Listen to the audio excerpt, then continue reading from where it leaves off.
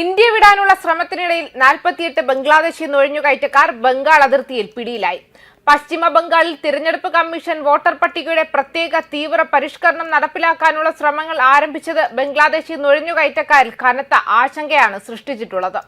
ഇതേ തുടർന്നാണ് ഇവർ സ്വന്തം നാട്ടിലേക്ക് തിരികെ മടങ്ങാൻ കൂട്ടത്തോടെ അതിർത്തിയിലെത്തിയിരുന്നത്. പശ്ചിമ ബംഗാളിലെ നോർത്ത് 24 പർഗാനാസ് ജില്ലയിലെ ബസിർഹട്ട് അതിർത്തി വഴി ബംഗ്ലാദേശിലേക്ക് കടക്കാൻ ശ്രമിച്ച 48 പേരെ BSF ആണ് പിടികൂടിയത്. ശനിയാഴ്ച രാത്രി 15 പേരെയും ഞായറാഴ്ച 33 പേരെയുമാണ് അതിർത്തി രക്ഷാസേന പിടികൂടിയത്. തുടർന്ന് BSF ഇവരെ സ്വരൂപ നഗർ പോലീസ് സ്റ്റേഷന് കൈമാറി. അറസ്റ്റിലായ ബംഗ്ലാദേശികൾ പശ്ചിമ ബംഗാളിന്റെയും മറ്റ് സംസ്ഥാനങ്ങളുടെയും ചില ഭാഗങ്ങളിൽ വീട്ടുജോലിക്കാരായും മറ്റ് തൊഴിലാളികളായും ജോലി ചെയ്തു വന്നിരുന്നവരായിരുന്നു. തിരഞ്ഞെടുപ്പ് കമ്മീഷന്റെ SIR പ്രഖ്യാപനത്തെ തുടർന്ന് ബൂത്ത് ലെവൽ ഓഫീസർമാർ വീട് തോറും സന്ദർശിച്ച വോട്ടർമാരുടെ വിവരങ്ങൾ പരിശോധിക്കാൻ ആരംഭിച്ചതോടെ തങ്ങളെ പോലീസ് പിടികൂടി ജയിലിലാക്കുമെന്ന ഭയത്തെ തുടർന്നാണ് ഇവർ അതിർത്തി കടക്കാൻ ശ്രമിച്ചിരുന്നത്. അതേസമയം ഉത്തർപ്രദേശിലെ ജൗൻപൂരിലെ മുർഖി ഗ്രാമത്തിൽ 200-ലധികം റോഹിംഗ്യൻ ബംഗ്ലാദേശി നുഴഞ്ഞുകയറ്റക്കാർ താമസിക്കുന്നതായി കണ്ടെത്തിയിരുന്നു. BJP നേതാവ് സംസ്ഥാന ഉപമുഖ്യമന്ത്രി ബ്രജേഷ് പദക്കിന് നൽകിയ പരാതിയുടെ അടിസ്ഥാനത്തിൽ നടത്തിയ അന്വേഷണത്തിനൊടുവിലാണ് റോഹിംഗ്യകളെ കണ്ടെത്തിയതിനു ശേഷം ഒക്ടോബർ 17-നകം ഇവരെക്കുറിച്ചുള്ള റിപ്പോർട്ട് സമർപ്പിക്കാൻ സർക്കാർ 3-അംഗ സംഘത്തെയും നിയോഗിച്ചിട്ടുണ്ടായിരുന്നു.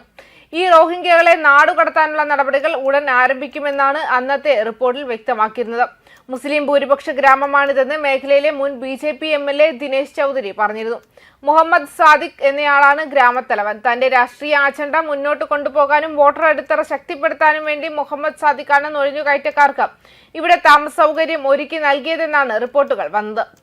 മറ്റ് പ്രദേശവാസികളുടെ നിരവധി പ്രതിഷേധങ്ങൾക്കിടയിലും സാദിഖ് ഒരു നടപടിയും സ്വീകരിച്ചിട്ടില്ലെന്നും ദിനേശ് ചൗധരി പറഞ്ഞു. ആരോപിക്കപ്പെടുന്ന കുടിയേറ്റക്കാർ ഇന്ത്യക്കാരാണെന്ന് അവകാശപ്പെട്ടതായി ദൈനിക ഭാസ്കർ റിപ്പോർട്ട് ചെയ്തു. ഭൂരിഭാഗവും കുതിരകളുടെയും കോവർ കഴുതകളുടെയും വ്യാപാരത്തിൽ ഏർപ്പെടുന്നവരോ ഇഷ്ടിക ചൂളകളിൽ ജോലി ചെയ്യുന്നവരോ ആണ്. കഠിനാധ്വാനത്തിലൂടെ ഭൂമി സമ്പാദിച്ചതായി അവകാശപ്പെട്ട് ഇവരിൽ ഒരു പ്രധാന വിഭാഗം 2013 ഇവിടെ താമസമാണ്. എന്നാൽ ഇവർ വീടുകളൊന്നും നിർമ്മിച്ചിട്ടില്ല. പ്ലാസ്റ്റിക് ഷീറ്റുകളും ടാർപോളിനുകളും കൊണ്ട് പൊതിഞ്ഞ താൽക്കാലിക കുടിലുകളിലാണ് അവർ താമസിക്കുന്നത്. കൂടാതെ എല്ലാവർക്കും ആധാർ കാർഡുകളും ഉണ്ട്. റിപ്പോർട്ടുകൾ പ്രകാരം ഈ പ്രദേശത്ത് ആദ്യം സ്ഥിരതാമസമാക്കിയത് 3 മുസ്ലിം സഹോദരങ്ങളാണെന്ന് വെളിപ്പെടുത്തിയിട്ടുണ്ട്.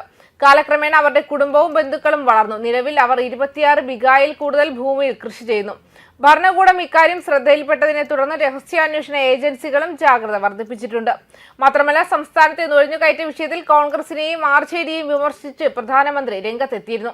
പ്രതിപക്ഷം ബീഹാറിന്റെ അഭിമാനത്തിന് മാത്രമല്ല ബീഹാറിന്റെ സ്വത്വത്തിനും ഭീഷണിയാണെന്ന് അദ്ദേഹം വ്യക്തമാക്കി. പൂർണിയയിൽ ഒരു പൊതുറാലിയെ അഭിസംബോധന ചെയ്യുകയായിരുന്നു അദ്ദേഹം. RJD കോൺഗ്രസ് ആളുകളോട് തുറന്ന ചെവികളോടെ തന്നെ കേൾക്കുമെന്നും നുഴഞ്ഞുകയറ്റക്കാരെ ആരായാലും അവർ പോകേണ്ടി വരുമെന്നും വ്യക്തമാക്കി. നുഴഞ്ഞുകയറ്റം തടയേണ്ടത് NDAയുടെ ഉറച്ച ഉത്തരവാദിത്തമാണെന്നും പ്രധാനമന്ത്രി വ്യക്തമാക്കിയിരുന്നു.